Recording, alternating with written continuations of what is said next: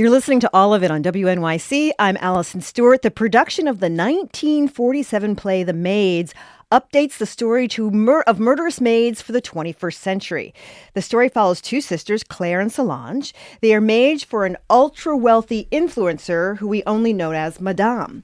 For a while now, Solange and Claire have been fantasizing about killing their seemingly vapid but secretly cunning employer. They even go so far as to act it out when she's not at home. They put on her clothes, they wear her jewels, they pretend to be her, and pretend to kill her. Claire thinks she has planned everything perfectly. She secretly turned in Madame's criminal boyfriend to the police, so he's locked away. And now all Claire and Solange have to do is poison Madame's tea. But when the Madame returns home, it's time for fantasy to become reality. Claire and Solange might not be able to finish what they've started. This production of The Maids was directed and adapted by Kip Williams, who also created Sarah Schnook's production of The Picture of Dorian Gray. And much like that production, screens and cameras tell an important part of this story. The show features three actors who are in the UK staging, and now they are bringing it to St. Anne's Warehouse in Dumbo. Actor Yeren Ha stars as Madame. It's nice to meet you. Hello, hi. As well as Fia Saban. Did I get it right? That's great. That's good. She stars as Solange. It's nice to meet you. Nice to meet you. And Lydia Wilson is Claire. Thank you so much for being here. Great to be here. So this play was originally by Jean Genet. It's been produced many, many times before. Fia, why did you want to be part of this production? I was offered the job, which That's was a good huge. place to start. No, well, I'd never read the play before, and it just overwhelmed me so much. It's one of those ones where you finish reading it and you're like, why is my heart racing? And that was just from reading this play that I'd never even heard of before.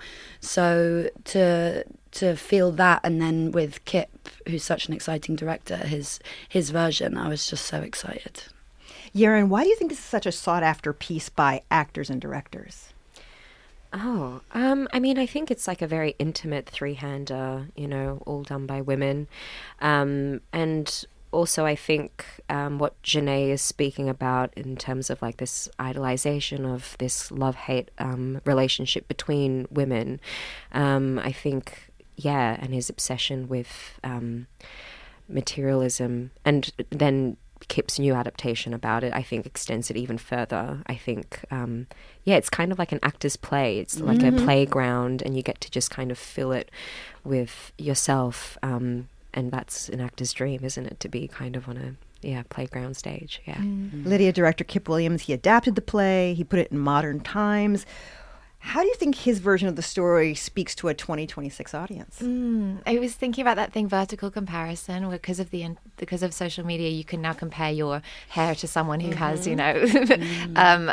blowout every morning, and that, like, the compare and despair factor is really, like, I think turns up the sort of pain that's in the original text about being so close to wealth and power, but completely and impossibly never going to reach it. So when the play starts, you see you behind a curtain, sort of this gauzy-like curtain, and you are role-playing a day in the life of Madame Pia. What aspect of Madame's life does Solange, what is she most envious of? Oh, that's a good question. I think that it's actually much like with family. You're sort of defining who you are, compared to them, and with Madame, Solange sees somebody who probably never has smelly armpits or unrealistic things, Sure. Like Solange stinks and she makes people feel uncomfortable and she brings a weird vibe to the party, and there's this person that she perceives as having ease, and I think that's also in her relationship with her sister, which it's not. Which is a really interesting dynamic. That's a word, interesting. Yeah, totally. I think that, you just project all of the, the holes you perceive in yourself onto this other person, which isn't really fair on them either. But I think she thinks that's an easy life, and that's not fair because life isn't easy for me. What is Claire jealous of? I think she's jealous of her sister in a way for her having. There's a sense that maybe Claire is so far into this fantasy life that she can't really breathe outside of it, and she knows that her sister's kind of growing out of it, and there's a kind of envy of that that capacity. And then with Madame, it's like almost like she over-identifies with her. Like she probably is deeply jealous, but she is too proud to admit that. So it feels more like possession and obsession and what's it like? Where you identify, I think Madame's big feelings, Claire sort of kind of takes them on herself. So when she's pretending to be Madame, she feels the crisis and she feels the glamour. She hasn't got enough separation. Yiran, what does Madame think her maids do at the house all day? They better be cleaning. Making her bed tidy. I don't know. I think she's, they're obviously running the errands that she has listed for them. But more importantly, I think the maids for Madame is her community. It's like her only friends and confidants. And I do think Madame is someone who is quite lonely. So outside of the tasks that she's given them, they are like her sisters, as cruelly as she treats them. So I think that's why she keeps her very close to her chest. Yeah. She also calls them by different names. I know. I know. Is that on purpose, or are they just the help? I think it's not on purpose by any means, and I think Kip has written it like that, so it shows the kind of disposable nature, I think, that in terms of Madame is so obsessed in her own reality and her own fantasy that nothing else is real, and she doesn't even have the time to correctly say the names for the correct people, and that she's so I think egotistical, and I think that is more the thing that Kip is trying to portray, rather than like it's an intentional kind of dig at these two girls. Yeah. So as you are fantasizing about being her in the beginning of the show, I kept wondering, like, why do they keep doing this? Why do these two sisters keep up this fantasy? So that's a big question. What do you think?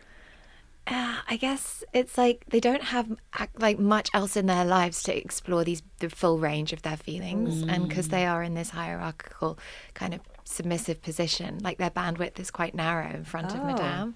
So maybe it's a chance for them. And we wondered whether since they were kids, this was always their escape. Totally. And so it's something that since we started working for Madame, like has gotten a little out of hand, but has always been our way of just feeling the big stuff, because we don't really have big lives. Exactly, and that there's a feeling that they're working towards something, some satisfaction, some sort of, not literally, but some like orgasm of experience that will suddenly shoot them out of their lives and into something else.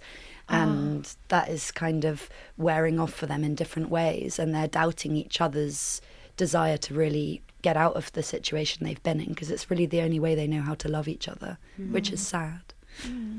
My guests are Lydia Williams, Fia Saban, and Yiran Ha. They are starring in a new adaptation of The Maids about two sisters who plot to murder their influencer employer. It's running now at St. Anne's Warehouse. So you were in the play before Bridgerton hit, Yiran. Yeah. Right? Yeah. So in the UK. And you told Vogue that you had sort of a new insight into Madame after Bridgerton premiered and all the attention that comes with that. Yeah. What aspects of Madame do you understand differently now? I mean, I think I always understood that social media, when you see influencers and stuff and these nice photos, that it's always quite a performative, curated version of self. But I think to then actually be on the other side of it a bit more and intentionally being a bit more careful about what I put out there, I think I am more aware of the performative nature of identity and image that you do put out into the world, and know that it's there forever. And sometimes that, the fans are so incredible and lovely, but how quickly people can really love you and attach to you and feel really close to someone, I think is quite special, but also it can be quite confronting at the same time. And so to really understand those depths and layers that I think logically I understood, but then to actually emotionally feel it on another level, I think just brought a whole nother dimension to Madame. And yeah, I think cancel culture is really big now as well, and feeling like if I do something wrong, like, people abandoning you. And I think Madame talks about that a lot in the show. And I think just a lot of those thematics have I think just seeped in deeper into my veins playing it this time around. Yeah. Throughout the show, all the characters are using their phones, they're using various Snapchat filters on the editing their appearance, and they're projected onto a giant screen behind you. And that's an interesting acting exercise. I have to imagine being able to play for the room and also to play for the phone. Lydia, tell us a little bit more about how you balance those two. Yeah, there's a bit where the camera first goes live onto the big screens, and my instinct is always to go smaller and kind of play into the camera. But actually, I've been reminded that actually you even need to go kind of bigger. We have to play the space that we're in rather than being drawn in like the characters are to the smallness of screen life. But it's funny how I don't know if you guys know. I don't notice the screens. I don't notice. We're so either. busy with interesting. making the bed and running around that actually they kind of become, I forget what's projected. Yeah. Sometimes. Yeah. Oh, that's so interesting. Yeah, it's sort of for the audience. Yeah. Really So you're just really, for lack of a better word, you're just acting. You're on stage being your character, and whatever happens on screen happens behind you. And you don't pay attention to it. No. Oh, that's so interesting. You should watch it sometime. Yeah, we keep saying that. We're like, apparently this is pretty good. All right, so the big question becomes in the play, why Solange and Claire decide that murder is their best path forward. Why they should murder Madame. Maren, you're not here. Why do they decide that murder is the way they should go? Oh, yeah. Yeah. I was thinking about they're like the anti-Macbeths. They're like the murderers who just don't do it, and almost like it's more of a meme for them than a reality. Whereas I feel like in Macbeth, the murder, they're like coming to terms with the fact that they did kill somebody. Whereas we can riff on it, but we can't actually do it. But then I think also that's also a Claire paradigm as well, yes. because I think that Solange really does want to do it. I think that she's That's true. the tension of the play. I think that she really sees eradicating this woman who has this total control over her sister, almost in this sort of like cult-like way, as the only way that they can ever be free together in the real world. And Solange is obsessed with reality. If we can only get through this, if we can get through this, if I can take you outside, if we can do blah blah blah, then we can live a real life and it will be real, blah blah blah. And sadly their coping mechanisms with life has been to escape from reality. So they've sort of got a phobia of it, even though they're obsessed with it. They're in this codependence together. Yeah. So yeah, I think she becomes almost a romantic concept and an obsession to kill Madame, but it's just whether they can actually do it, because as Yeren said, I was going to call you Madame then, as Yeren said, they love each other, and it's complicated as well. Yeah. Yeren, you don't come on stage until about halfway through the play, and at that point, the audience has only heard about Madame until that point. What challenge does that present to you as an actor to come on so late after being spoken about endlessly? So long. I know. It's kind of pressure. There's a lot of pressure. But it's funny because I kind of just am backstage, like listening to music and trying not to focus so much about this build-up that they've so amazingly generated. But I think Kip was so clear on making sure that the image that I bring to Madame is that she is a cyclone of solipsism. And so I think we just really focused and honed in on that and tried to make her as chaotic and as like a whirlwind of a person as possible. And I do think Madame to me is more like a symbol and of I think like the rich rather than like a specific like individual character per se. So it kind of maybe in a way feels a bit not stereotypy, but I do think she is like a symbol for multiple people. So she does have to kind of breathe in this like big natured energy. But what do you think she does explore about class distinction in the 21st century? Oh boy. I mean, it's interesting because we talked about like where is she based, like what accent is she using, and I think in the Genet perhaps it is more about like inherited class, but in this one we wanted to talk about class in a more global, international level, and I think bringing like the socialite aspect of potentially how for some people in this generation with social media and influencing, like money can be so easily accessible and potentially made for certain people, and how quick that disparity can be, especially in this economic crisis that we're in. And so, yeah, it's exploring a lot of different things, and this idolization of the people who do make money off of just creating content. But yeah, I don't know. It's a lot of layered stuff. Yeah. Did you want to add something? No, I thought that was a good answer. Fia, how does Solange change when Madame finally enters the room?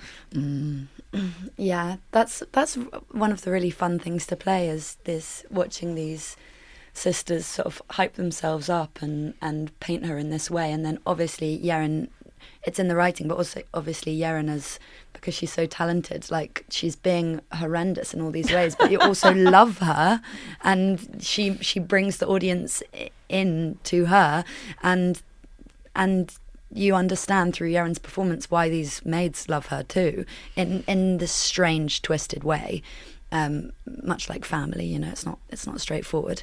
So yes, I think it's really fun to play the moments in which Solange kind of melts in the sunlight of Madame's attention, and then when she sort of regains power and it's like, no, we're going to kill this person, right? So that kind of to and fro is really fun to play.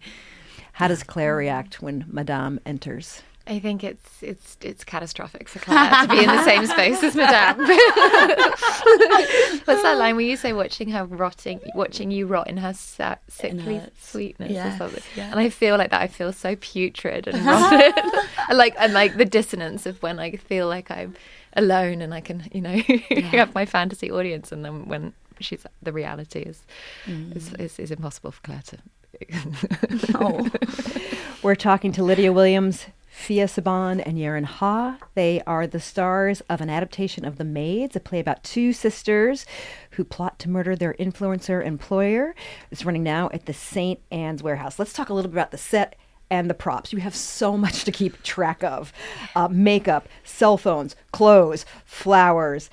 Lydia, what was the process for learning how to work with the props? For me, the biggest thing was how to do the Snapchat stuff. Okay. And there's and how to double tap the screen so it flips the camera around the other way, turn the flash on, hold the thing, and now it is a bit like driving, but the first time around it was like learning how to drive. Yeah. And sometimes under the duvet I would get it wrong and just shove the phone in Fia's hand and be like, fix it.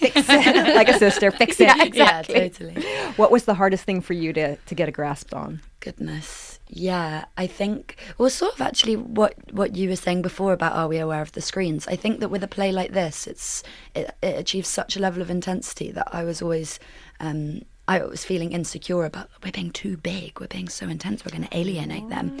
And then actually have a memory of us all crowded around a video of Meryl Streep talking about doing big acting in our dressing room, like, okay, I think we can, whatever. Just trying to hypnotize ourselves.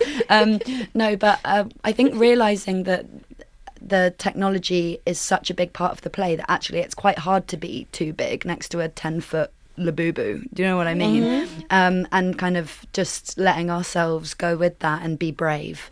That was the biggest challenge, just because it achieves such a fever pitch, and it's not realism. It's intense. So I think that was the biggest challenge for me. But now I'm kind of enjoying that more. Yeren, Madame comes on and she must change clothes 4 or 5 times. Yeah. Like in just meeting her. Yeah. Why do you think it makes sense to have her change constantly? Changing her clothes. Well, it's and funny her boots. because it was funny because a lot of that got found in tech rehearsal because we didn't have the exact costumes to work with and implement. So I had to learn how to do all that within a couple days before actually showing to an audience. Wow.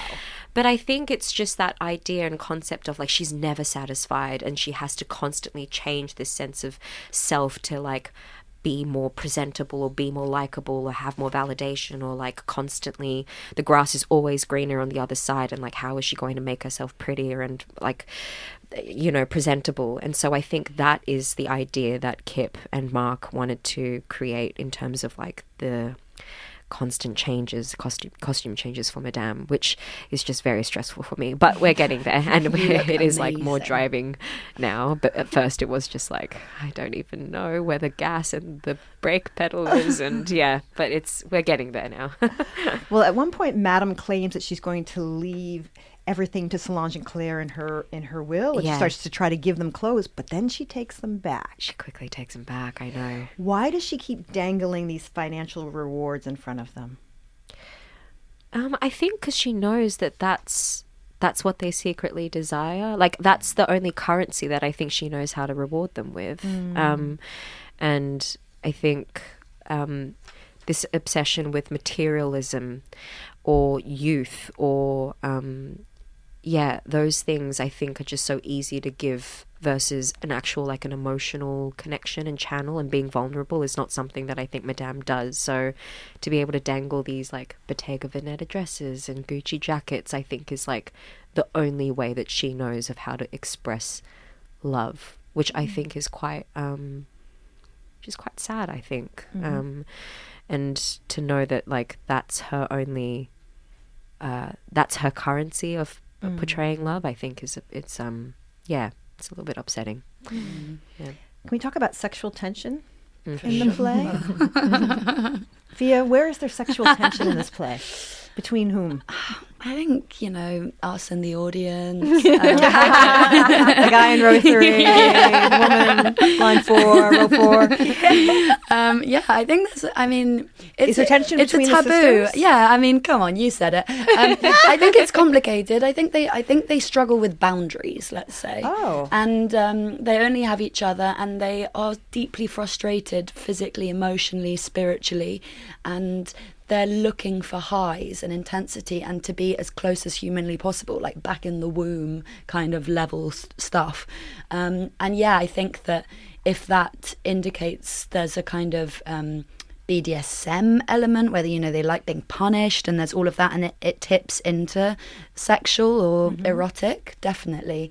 But I'm always intrigued as to whether, you saw the play. Did you pick up on that? Yes. Yeah. Yes, I did. Yeah, I think it's really interesting. And I think it's really there in the original Genet. It's something that we've sort of introduced more and warmed up more as we've been doing the run. What do you think? That's so well articulated. Totally. Yeah, it's true. It's been layering up as we go, and that permission also with each other as we've gotten to know each other and like on stage. A lot of the stuff, like none of it's choreographed or planned, but like the sort of weird chest bumping stuff that started to happen is now like it's so intense. Yaren, what about between Madame and her maids? Is there erotic tension there? I think Madame is so comfortable with expressing her own sexual pleasure, but I think the maids misinterpret that as like her wanting it with them. No, bless them. Hey, I know, bless Claire at the end. But I think she is, she's very comfortable in her sexuality. But I think it's just completely misinterpreted and miscommunicated by the girls, and they just read that as like Madame wanting it with them as well, in a way.